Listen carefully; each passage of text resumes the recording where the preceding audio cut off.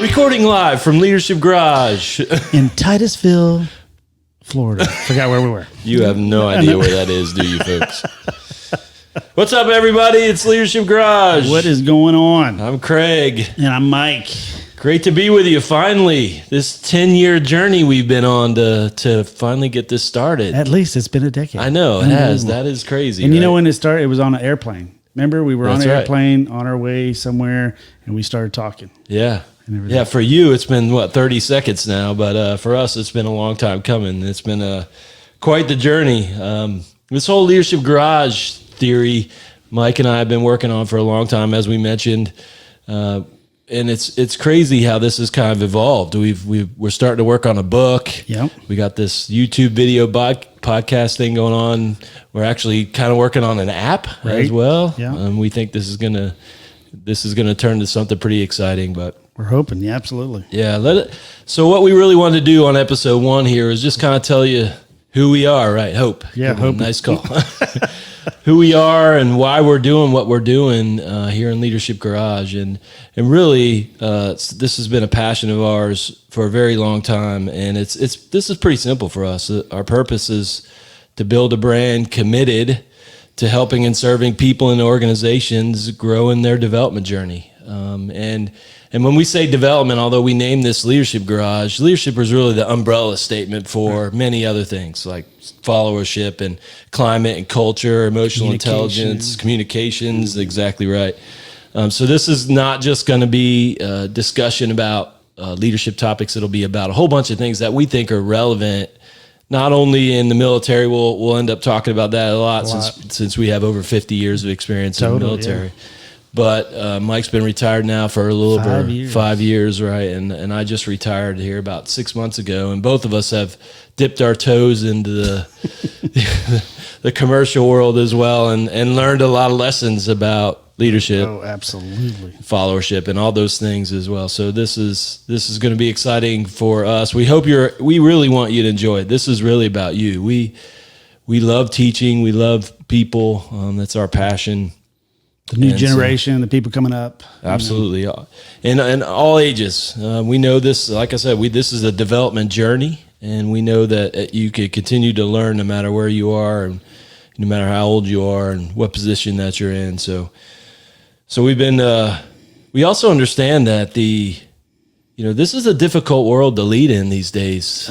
You're not kidding. I just, think back when we started in the military and the difference, the strengths, the weaknesses, the culture, the climate, the political environment, the communication style. There were so many things that over time in the technology age just have evolved, right. That made the leadership environment so difficult. Right. I know. My son in basic training in the Army has his cell phone. That's just crazy. Right.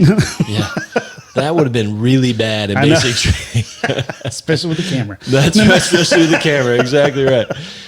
Yeah, so this difficult leadership environment really inspired us to share, and that's really what this is about. And we're going to have a ton. We have a lineup of folks that are going to join us on here that we think you guys are going to absolutely love. That's going to bring decades more of experience with different backgrounds, and we're so excited about this journey, and hopefully this difficult leadership path that people go through in their organizations. We're going to clear some of that up. Yeah. We're going to reduce some of the complexity. We're going to give you tools, hence the name Garage, right? Yeah. We're going to give you tools that will help you in your journey, and that's the whole purpose of this podcast, is to give people tools and help them in their journey. And a lot of it will be from our mistakes. Oh, dude. So many failures. You're gonna hear a lot about our failures and mistakes along the way. We've made a lot of them, especially him. Yeah, no, I'm just kidding. Fail forward. Yeah, fail forward. That's right. A lot of great lessons learned in life. Some things that were within our control, some things not in our control, and you'll see that in our book, which we're calling Leadership Garage. Leadership Garage. Yeah. Self-service, full service. Self-service, full service. We're gonna, kind of lay all that out in the book and how we did what we did wrong and the things that we did learn individually, but also how we can give back to others, right? And the impact it has on other people and those around us, sometimes positively and sometimes not so positively. Right. So it's been really cool to go through this process. But so I know you're asking why, Craig and Mike. Yeah. Why us? Why we're just two regular guys. dudes. Yeah, 2 guys. That's it. There are people out there, the Robins and the Maxwells and the Jocko Willinks and the, you name it out there. Just so many people in this business that are, more successful, more educated, probably a lot smarter than we are. Probably didn't make the mistakes we made, but that's the whole point, right? I think the thing that makes us different and unique is that we're just two regular dudes. We had a unique upbringing, Exactly. Both of us have had, some challenges in our past, and we've learned from those challenges. And both of us went on to be successful leaders in organizations in the Air Force, big and small. And again, learned a lot of lessons in that journey. And so I think that is what makes us different, is that, we're no different than any of you out there. We've made all the mistakes. We've learned from those mistakes, but we went on to have pretty successful careers too, and we're hoping that through those lessons that you guys will have the same takeaways from this as we did, without having to experience some of those things. That's what I was just about to say. Hopefully that by some of our mistakes that you might learn things that you didn't have to go through what we had to go through, because a lot of stuff that we went through, whether it was relationship or what, were very painful and brought on ourselves sometimes. But you managed to make it through, and then you use what you learned to help others. Right. And honestly, this journey, we said that a few times now, is inevitable, right? You have to go through it to some degree. But I think you can speed the process up. I think the age-old question is, are leaders born or can they be developed, right? We're not going to have that argument today, although it could be a topic down the road. It could be, yeah. But I will tell you that it definitely is matured, right? Leadership is a maturing process. It's like wisdom, right? You aren't born with it. You may be better at it, but at the end of the day, you still have to go through the process. Right. And again, we're hoping that there's some tools that you guys, and some sage advice and wisdom that you gain from this channel over the next however many episodes this thing goes on, and it'll benefit you guys. And so that's really why we're here. I mean, we're just two regular guys who want to share, and we hope it's relevant, and we know it will be relevant, because again, after 50 plus years of doing this and many organizations, and we've learned those lessons, and we know that a lot of this will be relevant and resonate with you guys out there. So we're looking forward to sharing as much as we can. And again, we're going to bring on some awesome guests. I mean, I've already written down a list. Right. I'm like, man, this is a powerful group of folks, and we're talking about not just military. We're talking about industry leaders. SpaceX is one that comes to mind, that we know a couple people out there as well that are going to come join us.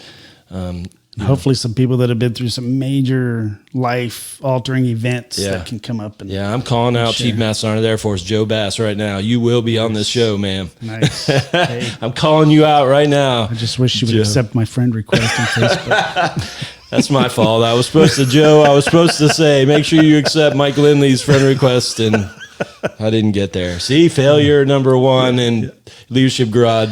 You know what I really think is cool, though, is that, we both came in a few years apart. We both, went through our events in the Air Force, and then we both ended up, we met each other before, and then we both ended up together in the same organization, which and so we took what we learned and we combined it, and I think we had a great organization, and I love that. I just love that, how our story has come to lead to this, in this Leadership Garage.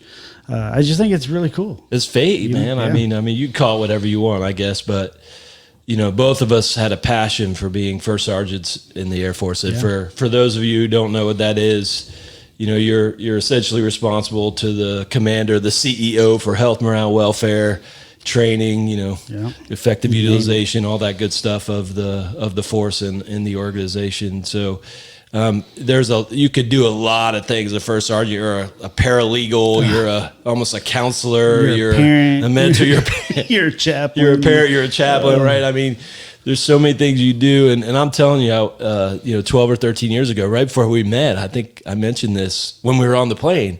I was actually writing a book called Winning Every Relationship that I never finished, but that's a whole nother story.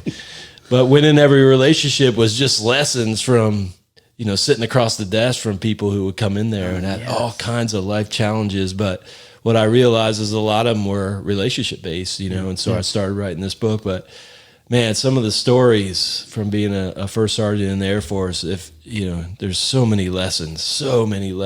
I think that's where a lot of our stories come from. Yeah. Because, when you're always dealing with people, it's great stories, those. We love stories. Yeah. Again, I mean, people, that's where you learn, right? Mm-hmm. People, whether they're, above you, below you, beside you, whatever the case may be, there's so many lessons. Life is a lesson. Right. And so when you get them from other people, man, it can be powerful. So you'll hear us tell a lot of stories. We love to tell stories. Such a storyteller, yeah. And some of them will make you cry, and some of them will just have you in stitches. I mean, just absolutely laugh. Mike he's a storyteller, and he's so good at it.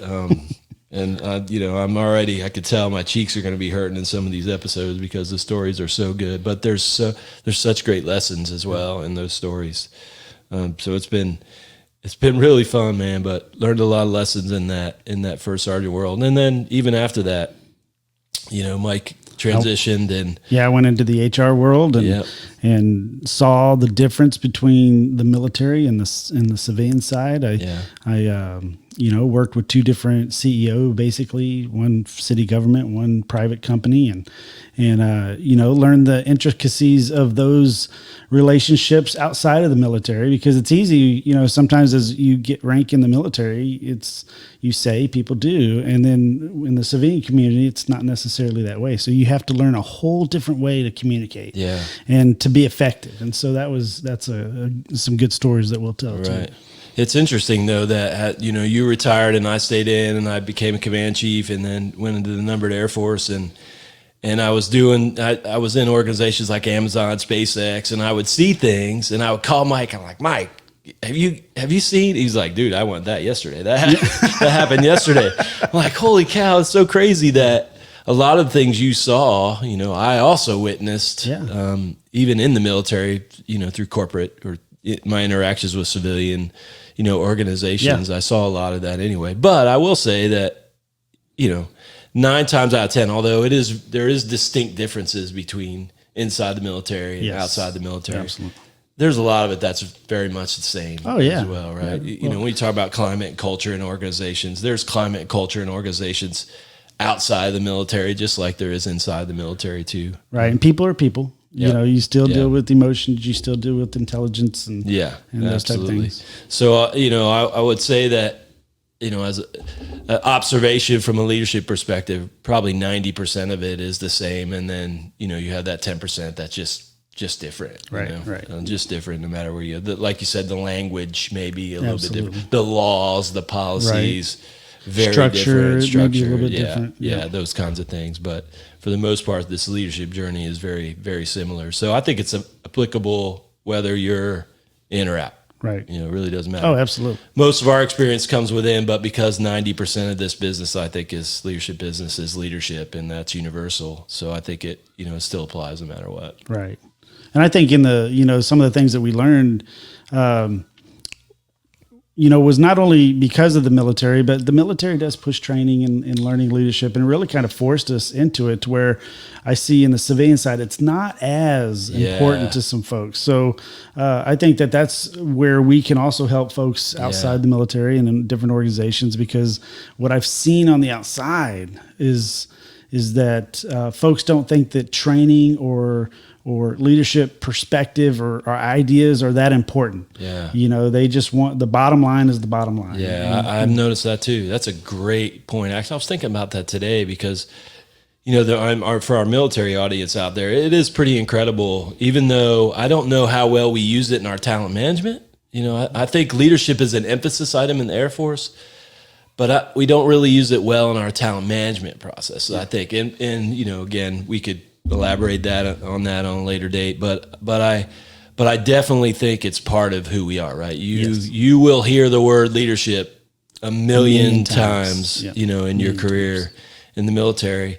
But, even speaking to the HR director for SpaceX here in the Cape, I got a sense that leader development, talent management isn't something they really, really focus on now. If you're a SpaceXer out there and that's not true, come on board and let me know. Right, let's talk about it. But yeah, let's talk about it. But I get a sense that it's, at least if they do it, it's not to the degree that we did it inside the military, right? And even as we're starting to build this app, starting to explore opportunities for the app, and we'll talk about this another day and what the app is actually going to do. We think it's a game changer in organizations, especially medium to large size organizations for climate culture. But as I started talking to some folks about this app, there was a kind of a sense of curiosity and wonder about, wow, maybe this could do something that would be beneficial for us. This might answer some questions. This might do something positive for us.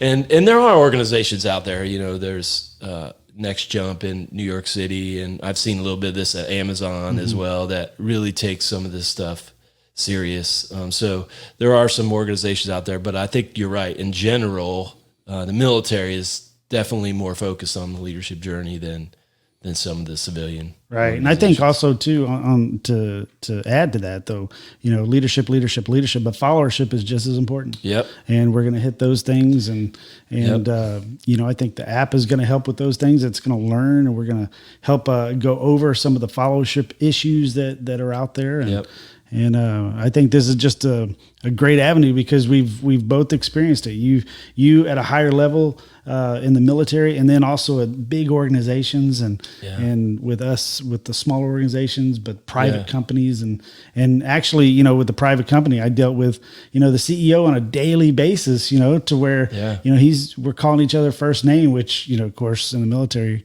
blew my mind. Our old commander, I go, "Hey, Chris, that wouldn't happen." Right, right. It might, but it wouldn't end well. Right. It might, but it wouldn't end well. Right. That's for sure. Hey, absolutely. Airman Lindley. Yeah, that's right. That's right. That's right. And to your point, I mean, even in my part-time gig right now, I report directly to the CEO, and it's a small business, so it's pretty small, but that's the reality, and so that just means that all of those potential barriers and everything, it gets really small. There's no room for error in between there, right?